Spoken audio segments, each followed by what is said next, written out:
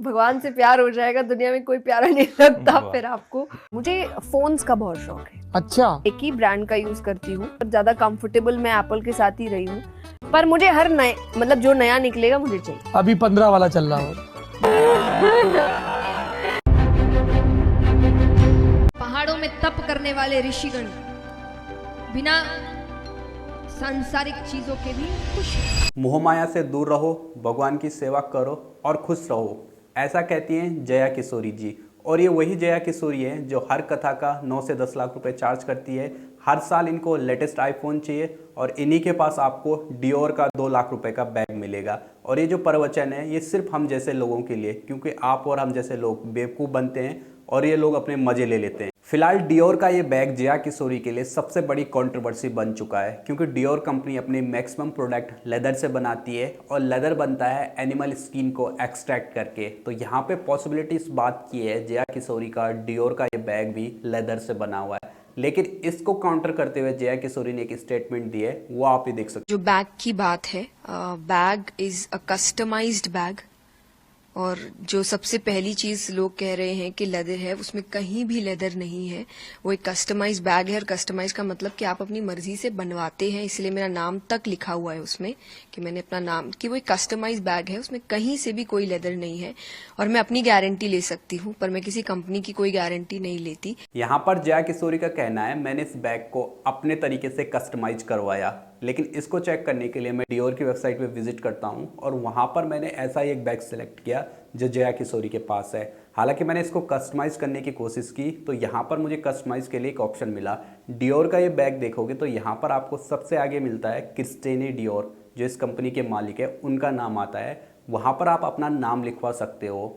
तो जया किशोरी ने भी अपना नाम यहाँ पे लिखा रखा है, उनके बैग पे जया लिखा होता है, आपने देखा होगा। तो इसको मैंने कस्टमाइज़ करने की कोशिश की तो यहाँ पर मुझे कस्टमाइज़ के लिए सिर्फ नाम ऑफर किया। इसके अलावा बैग के मटेरियल में मैं कोई भी चेंजेस नहीं कर सकता हूँ, ये यहाँ पे मिला। अब जया किशोरी ने इसको कैसे कस्टमाइज़ किया ये तो वही जान सकती है। और इस बात की मैं यहाँ पे गारंटी नहीं देता हूँ कि ये बैग लेदर से ही बना है। जब जया किशोरी जी कह रही है इसको कस्टमाइज़ किया है तो वो जाने और डियोर कंपनी जाने इसको उन्होंने कैसे कस्टमाइज़ करवाया। मुझे यहाँ पे कोई कस्टमाइज़ का ऑप्शन नहीं दिखा।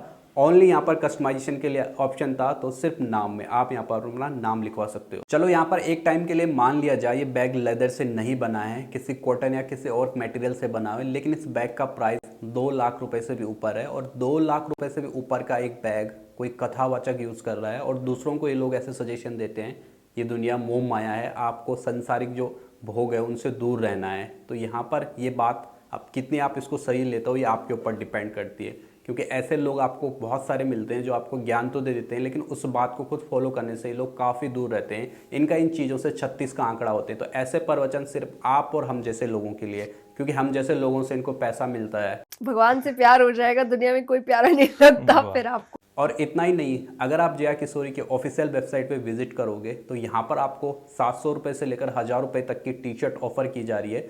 लगता है देवी जी आपके मन को तो पवित्र कर ही रही है, अब आपके कपड़ों का भी अच्छे से ध्यान रखा जा रहा है। अगर आप अमेजोन और फ्लिपकार्ट से बोर हो गए हो तो जया किशोरी जी की वेबसाइट पे विजिट करें। यहाँ पर आपके लिए काफ़ी कुछ रखा है, कपड़ों से लेकर, तुलसी से लेकर, पेड़ पौधों से लेकर, हर चीज़ आपको यहाँ पे ऑफर की जा रही है। हम बाहर आनंद खोजने की कोशिश करते हैं, यहाँ चले जाएंगे तो आनंद आ जाएगा, वहां चले जाएंगे तो आनंद आ जाएगा, ये देख लेंगे तो आनंद आ जाएगा, ऐसा कर लेंगे तो आनंद आ जाएगा। पर वो आनंद केवल कुछ समय के होते हैं। हर कुछ समय में हमें खुशी का एक कारण चाहिए, बड़ी जल्दी बोर हो जाते हैं। हमें खुश होने के लिए कुछ ना कुछ नया चाहिए होता है। ये बात जया किशोरी ने बिल्कुल सही कही।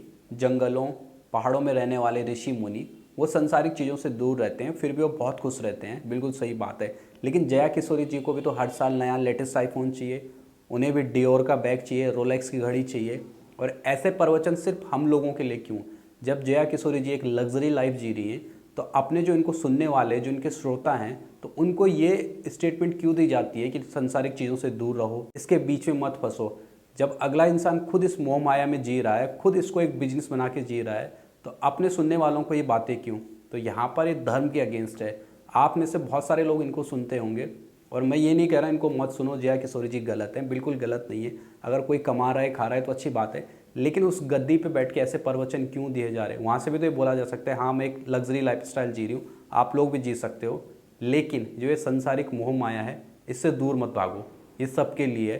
तो ये प्रवचन देना यहाँ पर ये धर्म और धंधा ये दोनों को आपस में जोड़ता है। अब आप देख सकते हो एक इंसान अगर ऐसी ओपिनियन दे रहा है तो सबसे पहले उसको ये अपने ऊपर लागू करना चाहिए, उसको इन संसारिक जो जितने भी क्षणिक भोग हैं इनसे दूर रहना चाहिए, ताकि सामने वाला तभी तो फॉलो करेगा। कल को अगर आपके ऐसे वीडियो निकल के आएंगे, आपके पास 2 लाख का बैग है, आपके पास ये है वो है, तो लोग आपके अगेंस्ट जाएंगे। सनातन धर्म आपको कभी भी ये नहीं सिखाता कि आंख पर पट्टी बांधकर किसी बात पर भरोसा। हाँ, सनातन धर्म कभी नहीं कहता है अपनी आंखों पे पट्टी बांधो, लेकिन ऐसा लग रहा है आप यही काम कर रहे हो, लोगों के आंखों पे पट्टी बांध रहे हो। इस देश में 90% लोग जो बाबा हैं या कथावाचक हैं, इन लोगों ने सिर्फ इसको एक धंधा बना रखा है। मैं सबको नहीं कहूँगा, लेकिन 10% ऐसे भी बाबा हैं जो इन चीज़ों से दूर है, जिनकी वाणी सच है, जिनकी स्टेटमेंट खुद पे ही नहीं बल्कि पूरी दुनिया पे लागू होते हैं। लेकिन यहाँ पर जो 90% लोग हैं, इनकी दिए हुए जो उपदेश है, जो बातें हैं, वो सिर्फ दूसरों पे लागू होती हैं, इन लोगों पे नहीं लागू होती हैं। और हम लोगों ने सही में आंखों पे पट्टी बांध रखी है।